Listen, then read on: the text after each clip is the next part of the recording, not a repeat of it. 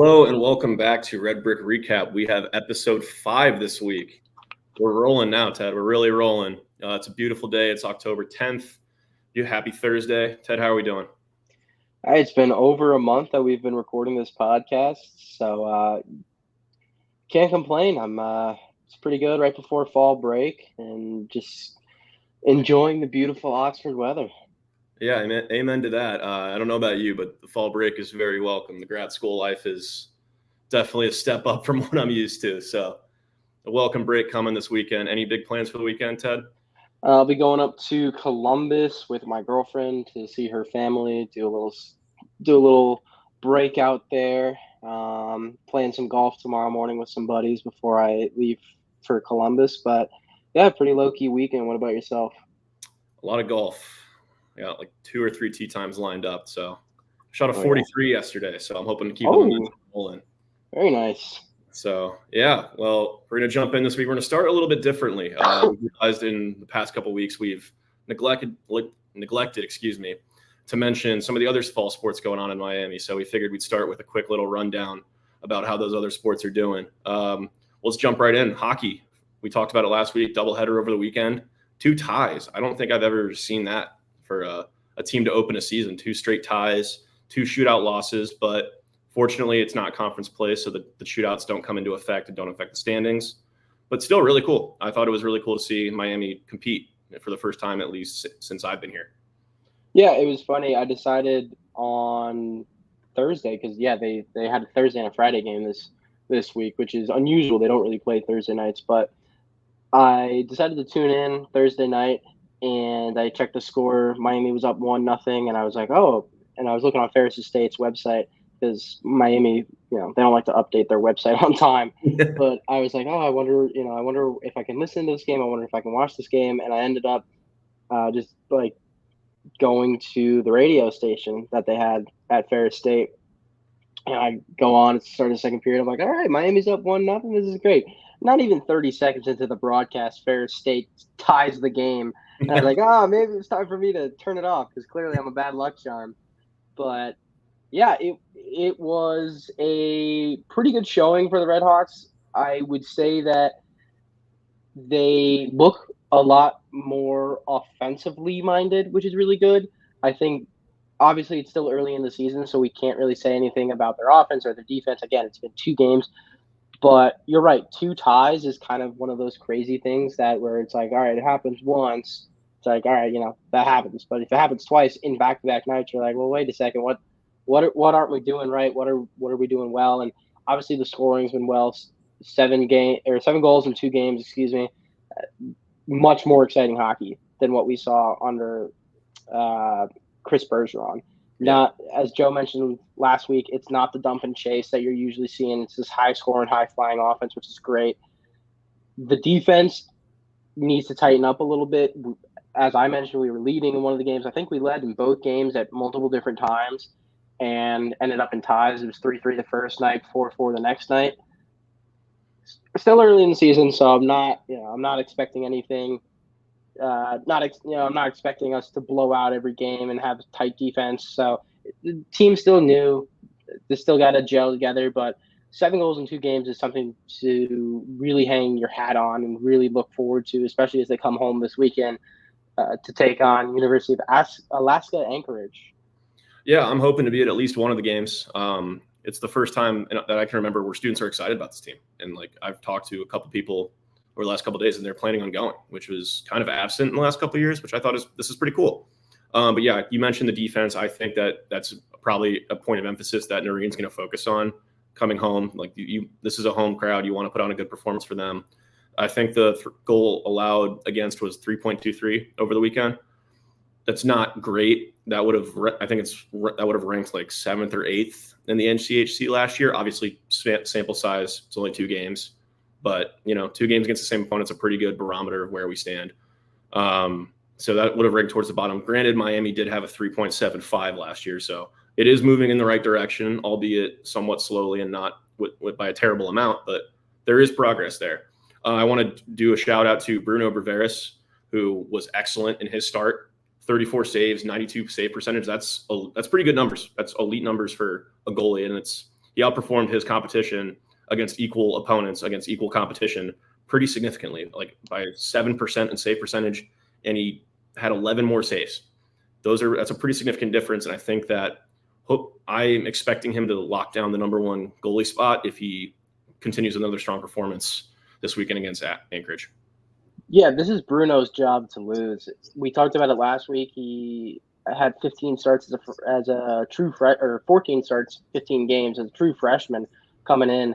So Anthony Noreen, although he's new to the Miami hockey scene, he knows Braveris is the starting goaltender going in. It's not like they have a ton of options outside of Braveris, but Braveris has the NCHC experience, which is crucial in this type of conference because it's so good and because it's so top heavy and just really, really good competition every single night. So it was Bruno's job to lose, and he, as you mentioned, he absolutely shined under some of the brighter lights against Ferris State. 30, like you said, 34 saves and 92 save percentage. That's 37 shots he faced. He let in 3, and then the next night, Dalmir 85 save percentage, 23 saves. That's 27 shots he faced. So that's 4 goals let in. Obviously, 2 ties, which hopefully should go down. And in both games, they did have the shootout losses. Mm-hmm. But like you said, it's non-conference play, so it doesn't really matter. And these are good reps for those guys. The shootouts that they're able to take now, when you can kind of say, okay, it doesn't really matter in the grand scheme of things. This is what's going to build your confidence. This is what's going to get those reps in. So even though they were ties and the eventual shootout losses, it's still a good thing, a good sign coming for the Redhawks. Yeah, I think it's a good. You said it the best. It's a good jumping off point. It's a good start. It's signs of progress, which I think is the key thing for last year. And it's also like I don't know about you. I don't put too much weight into shootout losses. I think kind of similar to soccer, it's just kind of a crapshoot. Like anything can happen on a given night. So I don't know. I actually don't know the stats behind that. I could be completely off, but I don't put too much weight into shootout losses. Once we get into conference play, I think they'll carry a little bit more weight, but especially in non-conference, like I think I'm just going to call it a tie and go from there. Yeah, obviously in conference play, they hold a little bit more weight. The points matter a lot more. In non-conference play, points don't matter. And like you said, it can be kind of a crapshoot sometimes. You can get a guy who doesn't know how to score the puck when it's 5-on-5, but if it's 1-on-1 and he's just facing the goaltender, he could be the greatest goal scorer of all time for all we know. And again, the goalie's position is not enviable when you're going 1-on-1 against the guy and you have to track the puck and it's just you versus him out there. So like you said, try not to take too much stock into it now when it comes to NCHC play. And if we're getting into if we're getting into a lot of shootouts and we're getting into a lot of shootout overtime losses, then maybe take some stock in it. But again, first 2 games of the season, we're looking at the positives here. Yep. And there's a lot to like for this Miami Redhawks team. You mentioned your MVP in Bruno Braveris. My MVP this weekend was Colby Ambrosio. He's one of the transfers over into this program, and he's doing exactly what he's brought over to do. He's asked to score and distribute the puck. In 2 games, he's got 1 goal on 6 shots and 2 assists over the 2 games. That goal percentage should go up, especially as he's shooting the puck more. One of 6, that sounds terrible. Like, it sounds terrible if you look at it percentage-wise, but again, he's putting the puck on net, which is exactly what you want to do. Mm-hmm. And those shots are going to go in eventually, right? It's still new, getting the first couple game jitters out, but Ambrosio knows what he's doing, and I have total faith in him that he'll probably be leading the team in points come season's end. Yeah, I think you're absolutely right. I also think that as this team gels together and they start to realize, like, oh, Ambrosio is the guy. Let's start feeding him the puck. Let's start getting him more involved in the offense. I think that'll help definitely impact his numbers as well. Oh, absolutely, absolutely. So let's look ahead to this weekend. We've got Alaska Anchorage 2-game set at Goggin. What are you looking forward to in this game? What are you looking forward to this weekend? Yeah, I mean, UAA. They're coming in. They got swept by the defending national champions, Denver U. So it's hard to assess them totally. But if we look at them as from last season, they went 15, 17, and 2. they should be a pretty even matchup for the Redhawks. One of the things about UAA is that they play a lot of different opponents in a lot of different conferences. So they will jump around playing conferences. Will play they play Alaska Fairbanks, but then it's like, okay, then the next week they're traveling to Penn State, who plays in the Big Ten, which is Right. another really tough hockey conference. And then they play a bunch of teams in the NCHC. So they're really all over the place when it comes to levels of competition. So I think it's a really good measuring stick for Miami to say, okay, this is a team that we're similar to, kind of similar to Ferris State, right? These are two teams that are pretty similar to each other. They can go back and forth a lot. And look, Miami should be looking to come out of this weekend 2-0, and they should be looking to be moving into their next series 2-0-2. I think worst case scenario is obviously 0-2-2. I think it'd be really funny if they were 0-0-4. But obviously would love to see the 2-0-2 and just have the team start to gel more. Just the more you play, the more you're going to gel, and these non-conference games are your is your gelling point. This is when you should be working out the kinks. This is when you should be working out the little miscues. Because come NCHC time, you make a miscue, that's probably the difference between you not scoring and your opponent scoring. Whereas in some of these non-conference games, if you make a mistake, there's a better chance that you're going to be able to fix that mistake or not have to pay for that mistake. Well, selfishly, I think 0-0-4 would be awesome because it gives us a dive into the record books. But as you said, let's hope for a 2-0-2. Moving swiftly on to volleyball, which is another pretty historic sport here at Miami, especially because of Carolyn Condit, who, as we know, it was a huge news story last year. Left the program after 40+ years as the head coach here, or as part of the program. I mean, the numbers speak for themselves: 682 wins, 9 NCAA tournament appearances. That is up there with as good of a resume as any Miami coach has in any sport here. So there's definitely going to be some sort of adjustment period without her at the helm. Dan Gwitt stepped in. It hasn't been awesome. 6-10 so far, 0-5 in the conference, and they haven't won a game since September 20th. Ted, I know you were at the game a couple days ago, so if you want to give us a rundown on how the team's looking, what you saw, because on paper it's not awesome, and to say. Yeah, so first off, you're absolutely right about Carolyn Condit. There's a reason she's in the Miami Hall of Fame. There's a reason that she was so renowned in the volleyball world and loved in the volleyball world. Her impact is sorely missed. However, in the last couple of seasons, you could kind of see the game catching up to her. And I think that this change is welcomed. That is no shot at Carolyn Condit. I don't want it to come off that it's a shot at Carolyn Condit. She is a wonderful coach, an amazing person. But I think it's one of those things where it's like, okay, the game's catching up. Miami hasn't been very successful in the last couple of years. Maybe it's time to shake things up. And yeah, they shook things up. Dan Gwitt, he comes over from Penn State, if I remember correctly. And yeah, the match the other day against Ball State, it was a pretty interesting one. They started out really, really hot. They started out really well, and they won the first set 25-21. And I don't think there was a single mistake that they made in that first set. There was you have your service error here and there, but other than that, like, they played very, very good volleyball.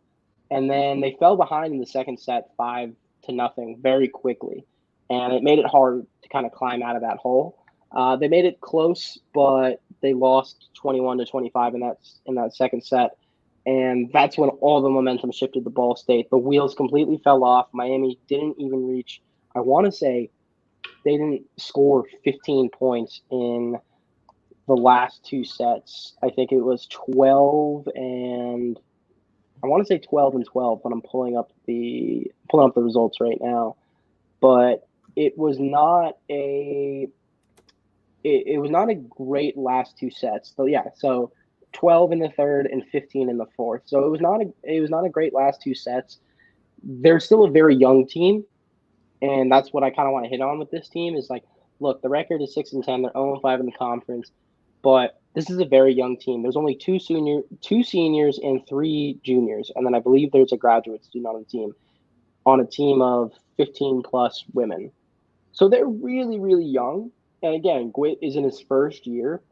So this is a transition year. This is a year where they're just trying to figure out what's working, figure out who's staying, who's going.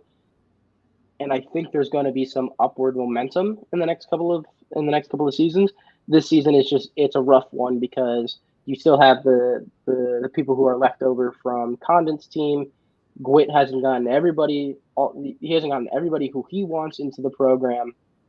So it's a year of transition, but they're doing some good things for sure. Yeah, and I mean the record isn't great, 6-10, but they had 5 wins all of last year in 30 games. So there is already some positive movement, and you said it best. It's a transition year, so any sort of positive signs you can see going forward should be taken as a plus, and any sort of negative should be taken with a grain of salt because it is Gwit's first year. Yeah, I don't think anybody was expecting this team to come out and win the MAC. Right. And like you said, they had 5 wins all of last year, and now they're moving in the right direction. A win is improvement, and it may not seem like a lot, but any improvement should be a good sign of improvement for this team. And look, like you said, last year was a tough year. It was a tough year for Condon to go out, not even amassing or just barely amassing 5 wins. I am looking through their records right now. I'm trying to remember the last time they had more than 10 wins. The last time they had more than 10 wins was the 2020 season where they went 13-9. But they really haven't been, I guess, dominant. They were 17-12 in 2019, but they haven't been dominant in a while. And I think Miami is used to them being pretty good, or at least being near the top of the standings in the MAC. So I wonder how long Gwit gets to work with this program. He seems to have a good foundation setting up this season, though.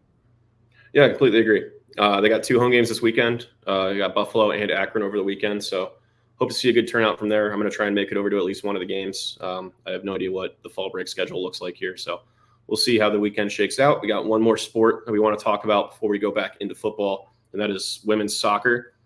They're undefeated at home. I think it's like two wins and 3 ties at home. So home fortress, 5-3-4 overall. So clearly the away form isn't quite as good. And they're doing pretty well in the conference. They're currently 8th, but I mean, it's early in the season. They're far from out of it. I think it's 2-1 in the conference. So yeah, they're not undefeated in the conference, but that's far from out of contention this early in the season. Yeah, I think there's still got a long season, still a lot of room for growth and a lot of room for improvement, and just keeping hold on your home turf. I mean, undefeated on your home turf, that's pretty impressive, all things considered. Yeah, absolutely. The defense, I want to shout out 5 clean sheets in 12 games. That's pretty good numbers. That's a lot of defenses strive for that. Obviously, they do also carry the second worst goals allowed average in the MAC, but I think that was inflated a little bit by the 6-0 loss to Western Michigan. I'm not sure that's an actual representation of the talent that defense holds. And I mean, 5 clean sheets is a pretty impressive number for this unit. Yeah, absolutely. There weren't a lot of games last year where Miami wasn't letting in at minimum 1 goal. So 5 clean sheets is always a good thing to see, especially from, a team that doesn't get a ton of recognition on Miami's campus, but they're always really competitive every year. And sometimes the record doesn't show that, but they're always in games for sure. Yeah, absolutely. And I want to shout out one more player before we move on. Taylor Hamlet is kind of blowing away with goals here. I mean, 7 goals, which is second in the MAC. I think the national leader is like 13, and then the second place person has 9. Wow. So that's not far off the top of the leaderboards in that stat either. I'd have to double check my numbers there, but I think that's what it was. But I mean, 7 goals is nothing to scoff at in 12 games. That's impressive goal to game ratio. Yeah, absolutely. Shout out Taylor Hamlet. And we don't have it in our notes, but I do want to shout out the Miami field hockey team because that is one of our most successful sports. They are always incredible. I think it's been like 11 straight regular season titles and like 9 straight MAC tournament titles, or it's the other way around. But they are incredible. Coach Jaco Puzo from the team is nuts at recruiting, and it helps when he has kind of the same players who come back every year. Shout out Claudia Negrete Garcia. I believe she's a 5th year, 6th year at this point on the Miami field hockey team, and they're sitting at 3rd in the conference right now, 3-1 behind App State and James Madison. But their overall record is 6-6, and a lot of people may be like, "Oh, 6-6 for a Miami field hockey team. That's not great." They've been playing some incredible competition. They're not a team that's going to schedule easy to beat up on lower tier opponents. Like they had to play James Madison, which was a MAC game, and they lost 2-1. But they had to play the likes of Michigan, who's always good, and Michigan State, who's always really good. They had to go over to Iowa. Iowa tends to always be pretty good. So they've been playing some really good opponents. And outside of that one MAC loss, they have been pretty dominant in the MAC. They beat Ohio 5-1, Ball State 3-0, Bellarmine 6-1. Like Miami has no worries about getting to the MAC tournament, and they may lose their streak of regular season MAC champions, but they still got 1, 2, 3. They still got 4 more MAC games, and who knows what can happen to James Madison and the other team that was App State. But they play App State once, so they could beat App State and then move up in the rankings, and James Madison could lose once or twice. But shout out Miami field hockey. That's all I'm going to say. Shout out Miami field hockey. They're just incredible. We have 4 games left, and Miami's 1 game out of the conference lead. App State's 4-0, James Madison's 3-0, but Miami's 3-1, and there's a lot of games left. There's a lot of time to make up that ground. I don't know if you mentioned it. They beat Indiana on the road. Oh yeah. Yeah, I mean, that was a game that didn't get talked about enough. Like that is a huge win for that program. I don't know how good Indiana is, but anytime you can take down a Big Ten school, that's something to note, especially on this campus where that doesn't happen a whole lot. Oh yeah. I also want to shout out Carly Service real quick. 10 assists in 12 games. That's an incredible ratio. 14 points in 12 games is something to keep an eye on for sure. Yeah. So I like this. Shout out Miami sports. We're gonna try and do this a little bit more. It falls on us to do that a little bit more, and I'm kind of sad we didn't do it in the first 4 weeks, but we'll be doing it a lot more often now. Yeah, shout out Miami sports. Let's jump into Saturday's football action. The Toledo game. I think I texted you after the first quarter and said, "Wow, this is a tough watch," and I think that sums it up perfectly. Yeah, I remember getting that text. I was sitting outside. We had the game on in the house, and there was a reason everybody was outside, and the game was on inside. Excuse me, but yeah, I mentioned this to you. This morning, but we're basically just a broken record. It's every week. It's like, how do we figure out a way to say what we've already said?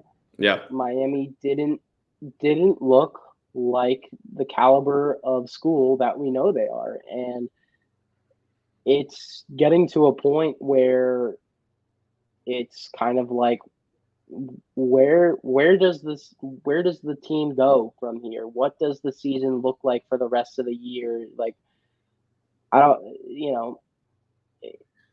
it's not like we're gonna, it's gonna be really tough to make the MAC conference game, and I don't even know if that's a possibility at this point anymore. Yeah, I'm not gonna lie, the MAC championship hasn't crossed my mind since the UMass game. It hasn't been something I've thought about. There's 2 things I want to mention real quick. I don't know what that was. Excuse me. There's 2 things I want to mention real quick before we jump into like what actually happened in the game. I was also like out and about on Saturday, and it didn't seem like anyone student-wise cared that Miami was in a football game. Like if you asked 10 students, 20 students, I think maybe 2 of them would have been like, "Oh yeah, we're playing right now."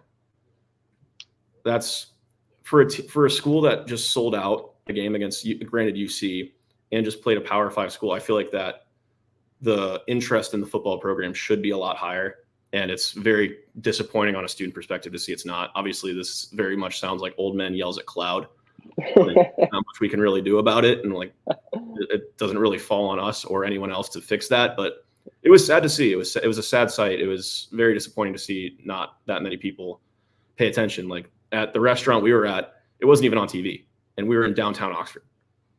Like that should be a given, but that such is life. There was other college football games on, so I get it. You want to have the games on that maybe have some more playoff implications, but I don't know. To me, that seems like a given to have the home team on a television somewhere. Yeah.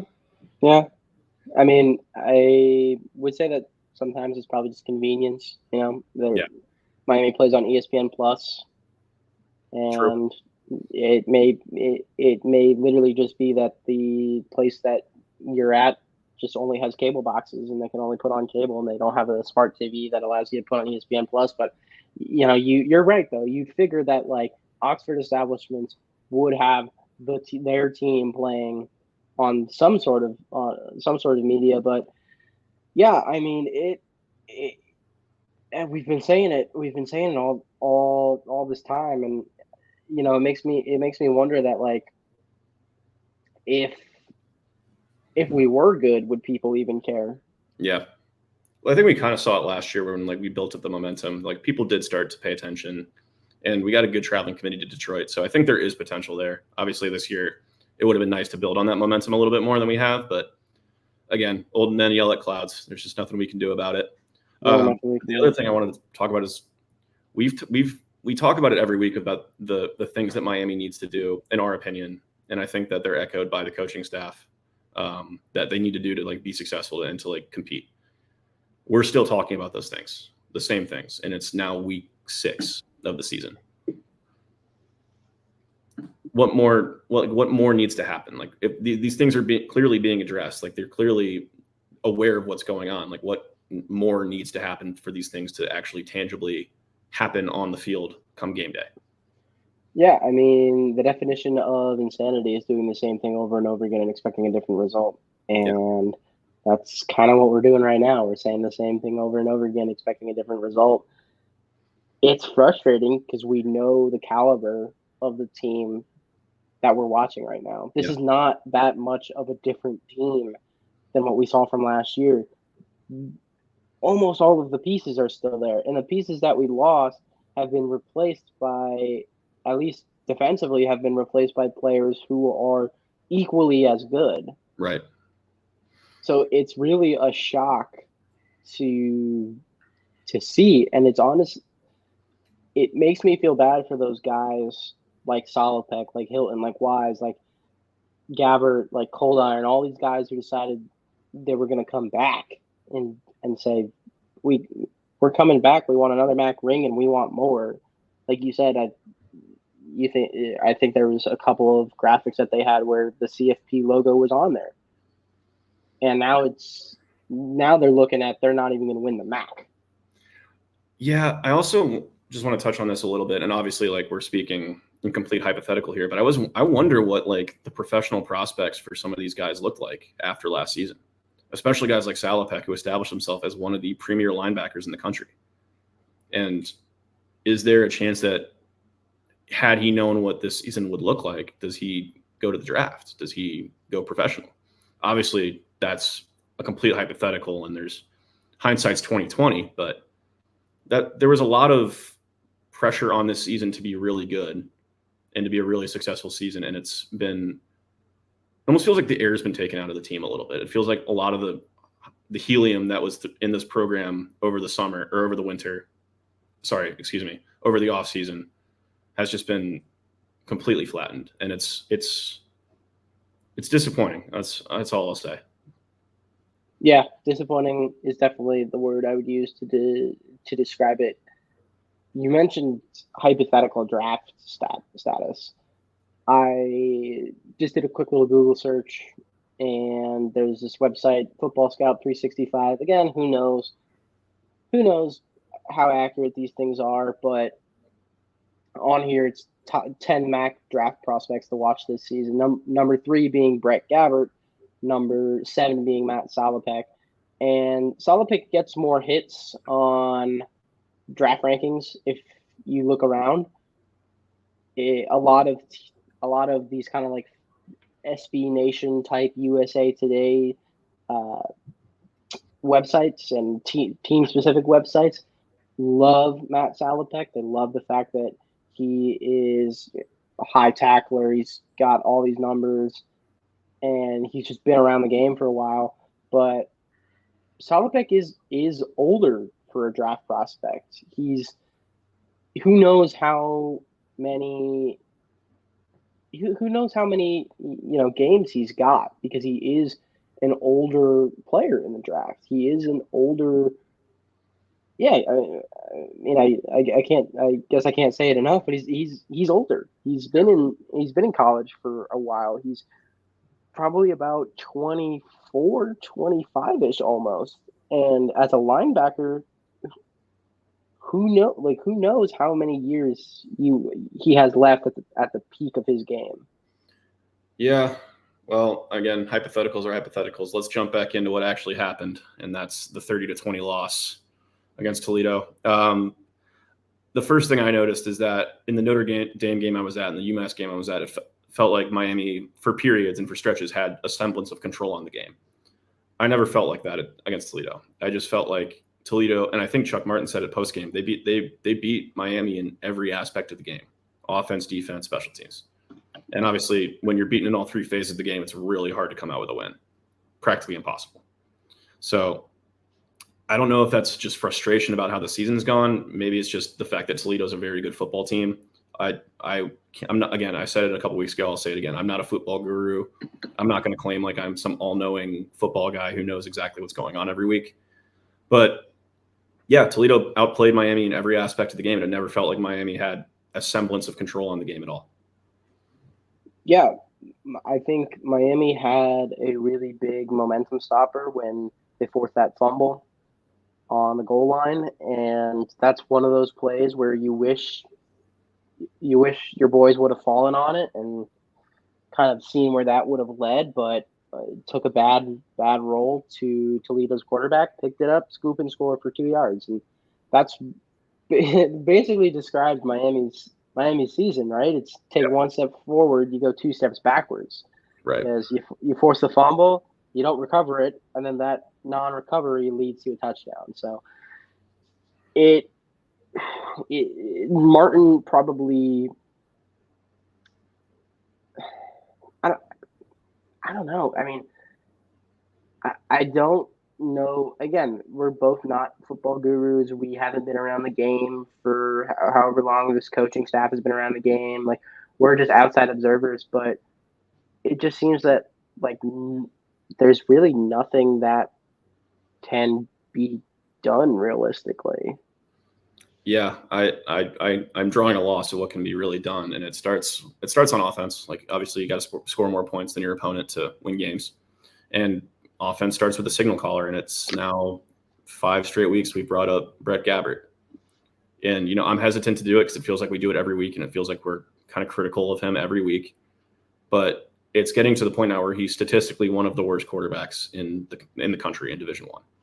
I think I have it here. It's 32.7 QBR, which ranks as the 114th best in the NCAA. That's a lot closer to the bottom than it is to the top, and I think that's putting it lightly. Granted, there are 3 other MAC quarterbacks in that range, so he's not the worst quarterback in the conference. Ogbona's down there, Finley's down there, Cartman's down there. But for a guy that's been at Miami for 6 years, for a guy that knows this offense, for a guy that is Chuck Martin's guy, you'd expect. I'm not saying you should be in the top 10. I'm not saying you should be in the elite, and not like Heisman candidate, but you should at least be average. And frankly, we haven't got that this year. What's crazy is that it's not like Tucker Gleason blew the doors off this team. Yeah. He threw 2 interceptions. He was 0.2 higher QBR than Gabbert was. He had, I think that's 22 more passing yards, same amount of touchdowns. So the defense is doing their job. They're making, again, 30-20 doesn't seem like the defense is doing their job, but they can only do so much if their offense isn't scoring and if their offense isn't generating momentum. And You're right. It does seem like we pick on Gabbard a lot, and he's definitely not the only problem on this team. But the fact that he's thrown an interception in every single game that he's played thus far, at minimum one interception, you're not going to win a lot of football games turning the ball over. Yeah. I also do want to say the yardage was here this week. It hasn't been in previous weeks. Near 300-yard game. I think that'd be the first time since UC he's gone close to that number. So the yards are there. I'd still like to see them go for the big play a little bit more in the pass game. I think outside of the 50-yard bomb to Virgil, a lot of the plays were in the 5 to 15-yard range. I'd have to go back and look at film on that, but the big plays just aren't there in the pass game and haven't been for the last couple of weeks. So I would like to see that a little bit more going into the conference play and continuing down that route. I do want to shout out one guy, Javon Tracy. His best game as a receiver so far, in my opinion, 10 catches, 119 yards. I mean, that's a guy you got to get the ball to now. Like, that is a guy who's a threat, and that gives Gabbert 2, arguably 3 very legitimate options in the passing game, depending on Cold Iron's health. If you've got Javon Tracy and Cade McDonald as your outside receivers and Cold Iron over the middle, that's 3 solid targets that a veteran quarterback should get the ball to it pretty consistently. Yeah, absolutely. Javon Tracy, incredible game from him. If you look at all of the receiving targets, tight ends were not targeted at all in this game, which is weird considering how much Gabbert relies not only on Jack Coldiron but his other tight ends as well. He, at least last year, I felt like there was a lot more passes and designed tight end screenplays where it was a little flare out to the right side, 3 wide receivers screening, and a little tight end screen, which you don't really see all the time. But it seems like the tight ends have essentially just become extra linemen. We have not seen a lot of targets. We have not seen a lot of catches from tight ends. And while you were talking, the thing that just kept like percolating in my head is that of the three main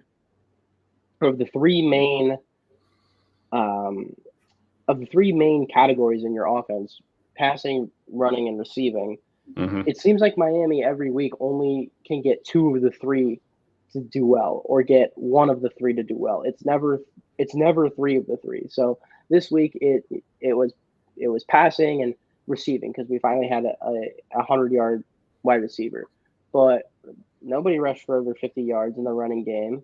And I will say that the passing stats were probably inflated a little bit because they were down and they had to move down the field quick. They had to move down the field a lot quicker. They couldn't rely on the run to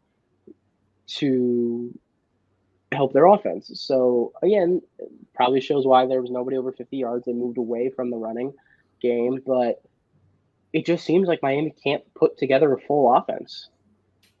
Yeah. I just did a little bit of a look. The backup tight end's Preston Daniel, who has now 8 catches for his career. He's had 2 this season for 12 yards. So you're absolutely right. Last year, there was a lot more production out of the tight ends. This year, it's been pretty much Cold Iron, and that's it, because Daniel's got 2 catches for 12 yards this season. So maybe that's just a philosophy change. Maybe that's just a scheming change from the offensive coaching staff.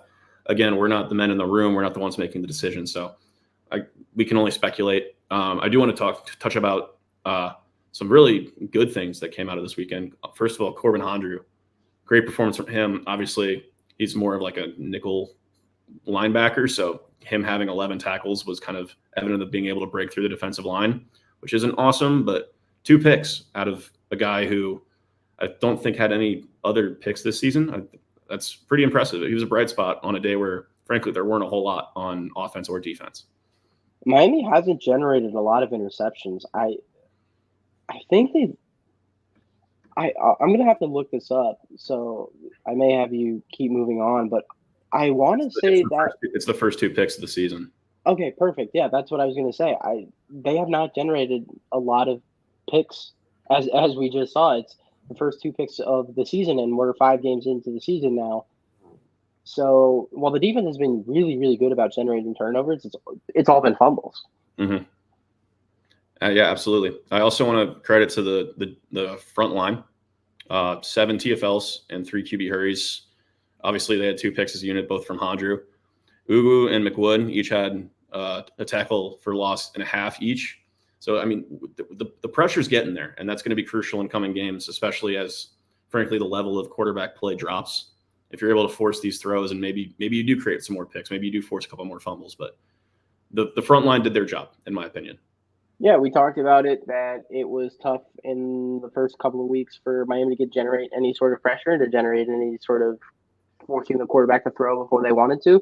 And now in this game, they did exactly what we wanted them to do. And it seems like the defense every week is getting stronger and stronger. And again, the 30 points kind of throws it off. There was obviously the freak play with the fumble, and you can't really do much if your offense isn't really doing much. You can only hold for so long.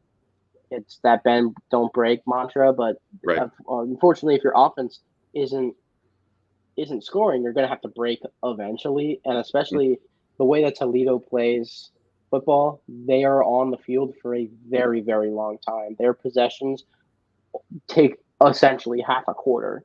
Right. So that defense just gets worn out by the fourth quarter.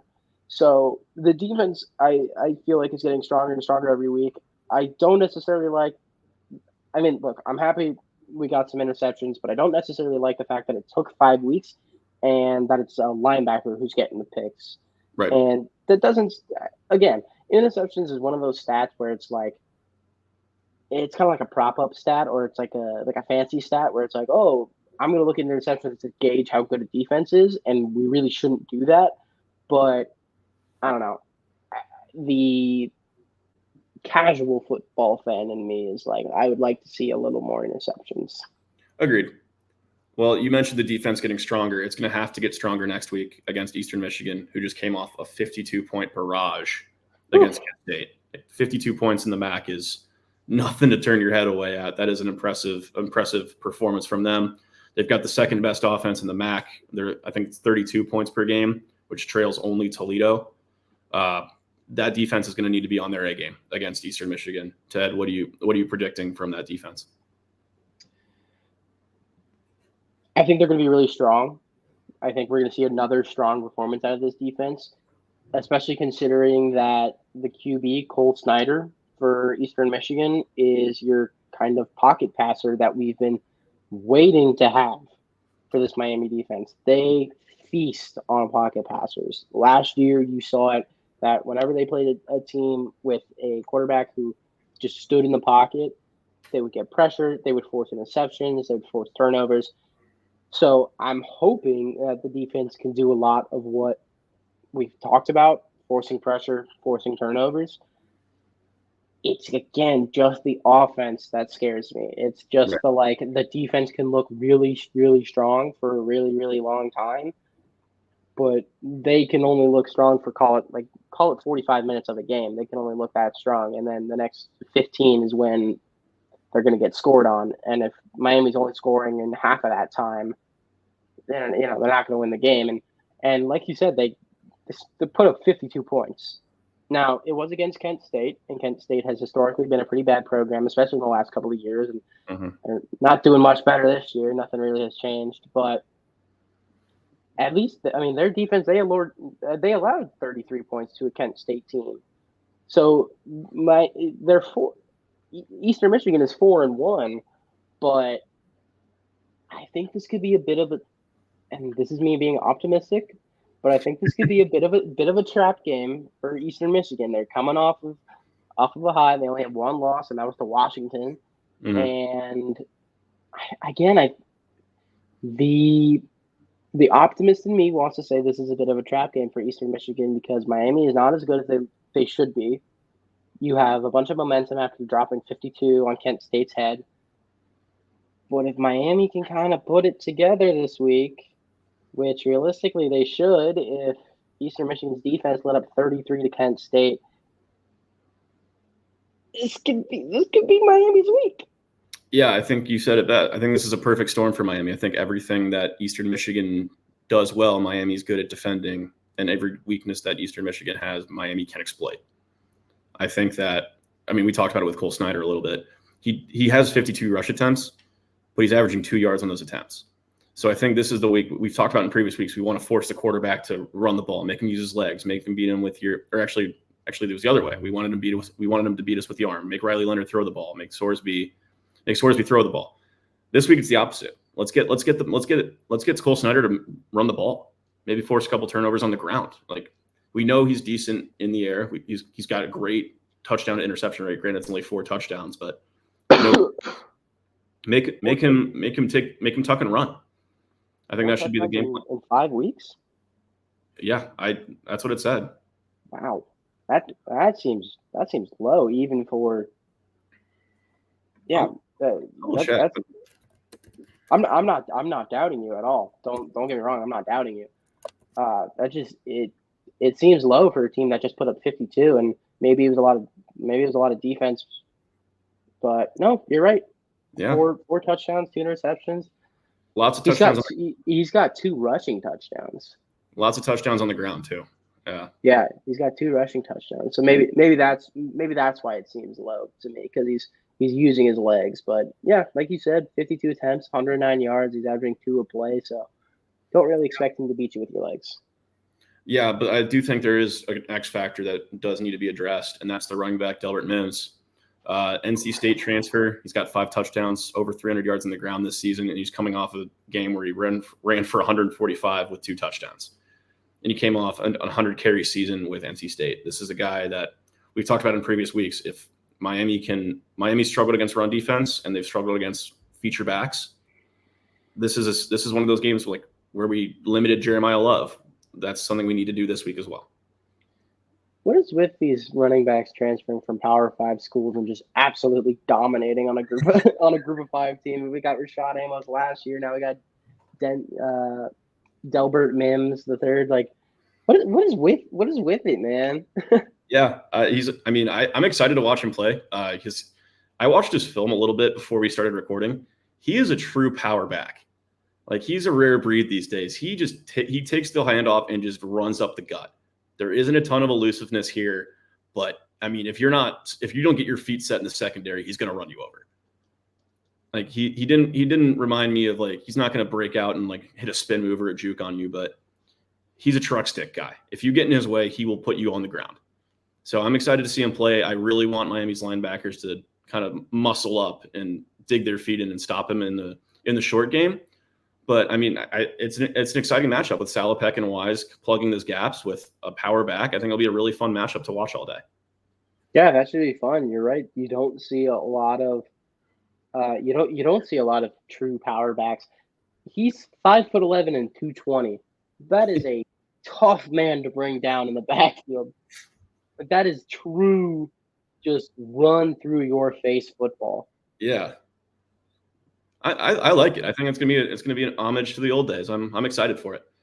I don't know why. I feel like that fits Eastern Michigan's like culture perfectly. Like, Eastern Michigan is always one of those teams where they could be 1-10 or they could be 10-1, but every time they are going to just be nasty with you. Yeah, they're gonna run it through you. Yeah. One more thing I want to talk about briefly before we move on to our final segment of the day is their defense. It's pretty meh. It's pretty average in both like passing yards and rushing yards, according to at least in MAC standards. But I think a key point here is going to be their front 7 and their D line. They create a lot of pressure. They've got 16 sacks in their 5 games. Yeah. Especially for a Miami O-line that frankly has struggled. That's going to be a huge challenge for them to step up and kind of minimize this dangerous front. And they've only created 4 turnovers, but we've seen Miami's tendency to, turn the ball over this season. If they create that pressure, that's a huge problem for Gabbert and for Miami's offense. Yeah, and I don't know what's going on with Colby Borders. I don't know if he played last game or not, but even still, he still could be battling an injury, whether he's on the field or off the field. And you're right, the offensive line has had its struggles this year, and we've seen Gabbert try to extend plays and try to make plays with his legs that don't necessarily always end up the way that you necessarily want it to end up for Gabbert. But I kind of lost my train of thought. But but the optimist in me is still thinking that this is the week that Miami puts it together. And I think if they can kind of right the ship a little bit, they can kind of say, okay, like we can start to get on track a little bit. Maybe we can start string some wins together, try to qualify for a bowl, try to win a bowl game, or try to get to a bowl game at this point. But at the very least, get Chuck Martin up to the top of the all-time winningest coach wins in Miami history. I don't know what the number is right now. I think he was either 5 or 6 behind when he started the season. But the fact that we thought that was a shoe-in, he was a shoe-in to get it this season, and now you're all of a sudden like, is he going to get it this season? Kind of just sums up the Miami year to a T. Yeah, I think you're absolutely right. I really hope that this is the week that Miami starts to put together. I mean, a lot needs to happen, but Detroit isn't necessarily out of the question. You need a lot of things to go right, but we're 0-1. There's a lot of season left. A one-loss team in the MAC is still a pretty good team in conference play, at least. So I don't want to say it's out of the question yet. I'm excited to see what this week brings. My prediction, I'm going to say it's going to be a 24-22 Miami win. I'm expecting a bounce back win. I don't think it's going to be the prettiest game in the world, but I think the defense does enough to get it done, and I think the offense steps up this week. That was a gross score, and I really appreciate that. 24-22. I had to throw the 2-point conversion in there. 24-22 is gross, but I think you're right. That's going to be the style of play this week, and I think we're going to see like a 15-10 Miami win, and it's going to be like all field goals from Dom Jobin. He's going to go 5 for 5 on field goals. Eastern Michigan's going to get a late touchdown to make it 15-10, but that's it. A win is a win in my book. I don't care how it happens, but you know what? I'm going with my gut. I see a 2-point conversion to make it a weird score in there, so I'm sticking with it.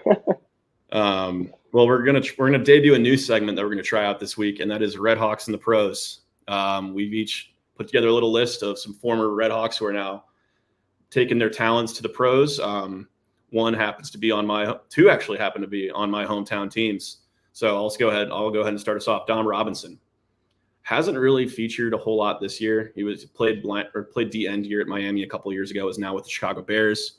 I think he's their third string DN now with the addition of DeMarcus Walker. And Austin Booker, who they drafted in the 2024 draft, who looked really good in preseason, hasn't got a whole lot of action yet. He's appeared twice he actually hasn't appeared at all this season, but looked really good in 2023. He had 30 tackles and not a ton of snaps. So I thought he was really impressive. I thought he was going to lock down a job. He's got 2 sacks for the Bears already. I'm hoping to see him a little bit more as the season goes on, but I mean, DeMarcus Walker's a stud on the outside. So at the very least, he's a great depth piece to have.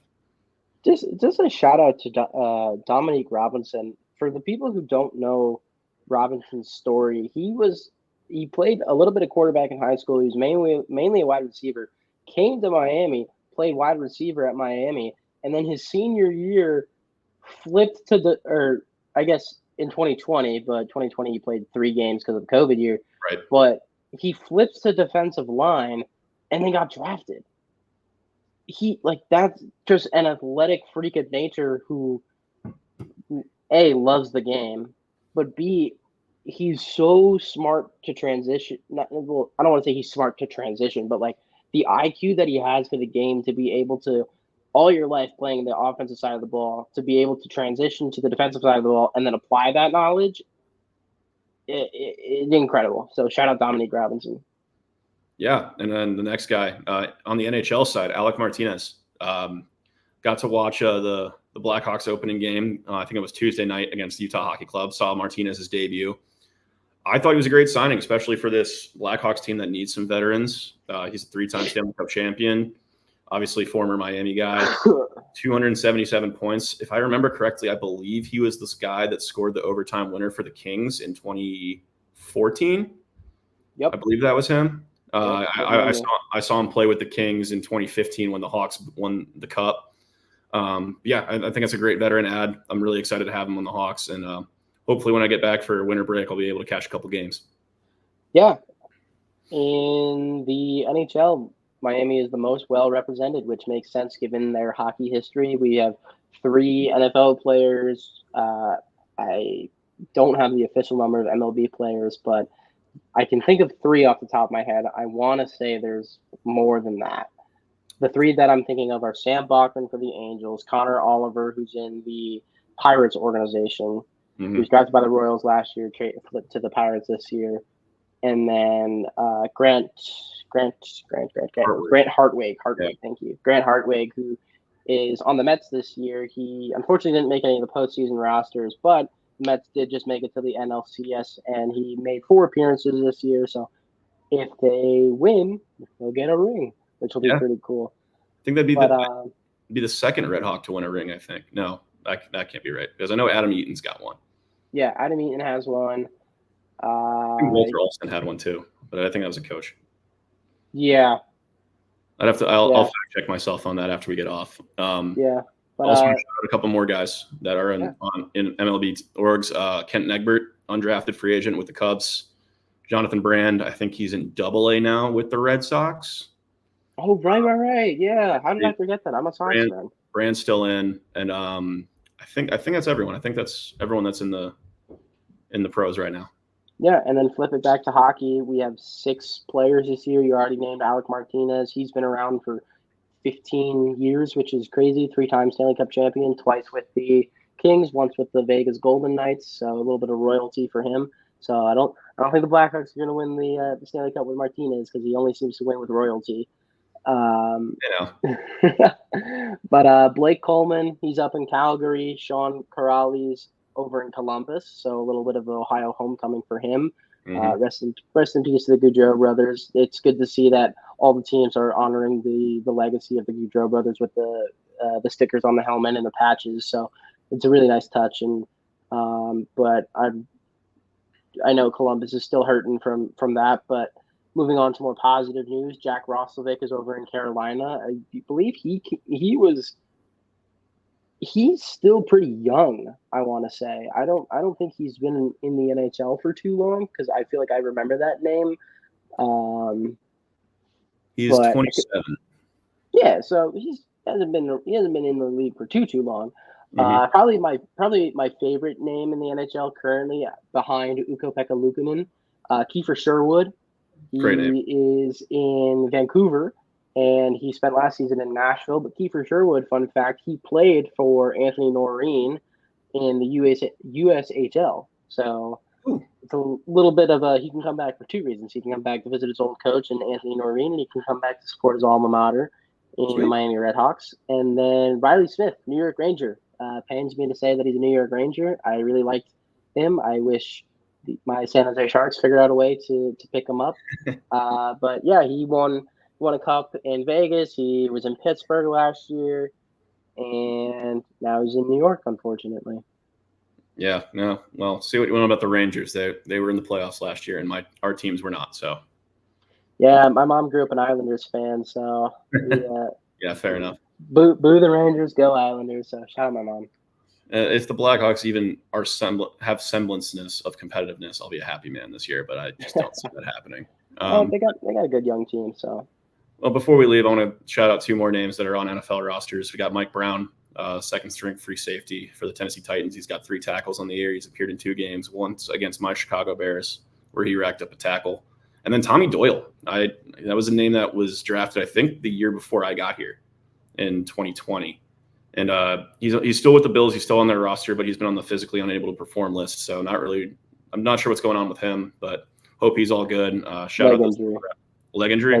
Yeah, I want to say he had surgery in the offseason. Got it.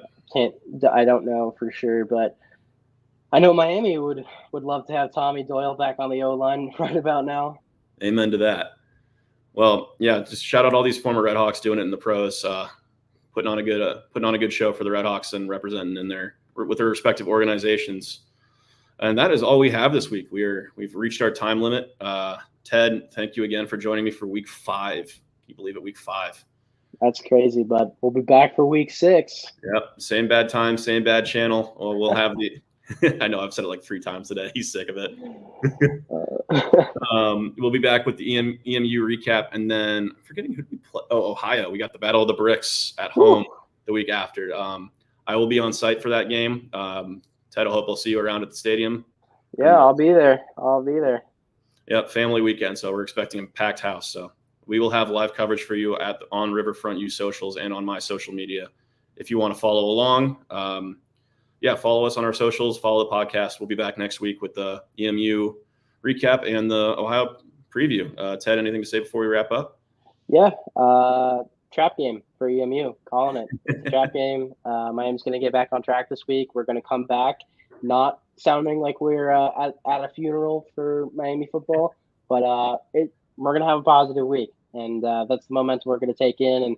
And hopefully, shout out Miami hockey for going 2-0-2, but would love to see an 0-4. Yeah, we're going to speak all this into existence. Well, in the meantime, it's been a pleasure. Ted, I will see you next week on Friday for episode 6 of Red Brick Recap. Thanks, everyone.